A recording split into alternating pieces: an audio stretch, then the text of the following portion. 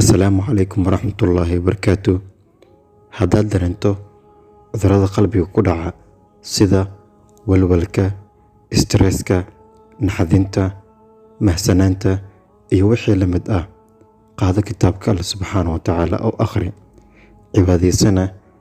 Waxaan hubaa in aad daawadii heshay oo aad ku daawoobayso inshaa Allah. Qur'aanka Kariimka qalbiga ayuu daawo u yahay, sida Ilaahay subxaanahu wa tacaala inoo sheegayba: alaa bidikri illaahi tadma'inna alquluub. Dikriga Alle subxaanahu wa tacaala qalbiga ayuu xasiliyaa. Markaad muddo mogaato, waxaa xaqiiqo ah inuu qalbigu qalalayo, stress iyo walwalba kugu furmayaan.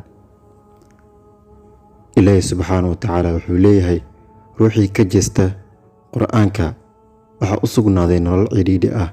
Weligaaba hayso hanti badan, caruur badan, gawaari badan, waxba kuu tarmayaan, oo waxaad ku noolaanaysaa walwal iyo xasilooni daro. Ilaahay subxaanahu wa tacaala wuxuu leeyahay: waman acrada can dikrii fa inna lahu maciishatan danka wanaxshuruhu yowma alqiyaamati acmaa. Ruuxiisa ka jeesada xuskayga qur'aanka waxaa u sugnaaday nolol cidhiidhi ah, waxaana soo kulminayaa maalinta qiyaame isagoo arag la. Rasuulka sallallahu calayhi wasallam wuxuu yidhi: Ilaahay subxaanahu wa tacaala ehle ayuu leeyahay. Saxaabada ayaa weydiiyey rasuulka Allow, yaa waay ehelka Rabbi?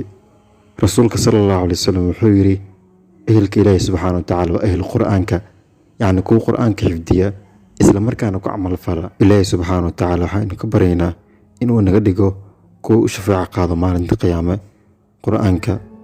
Allaahumma aamiin.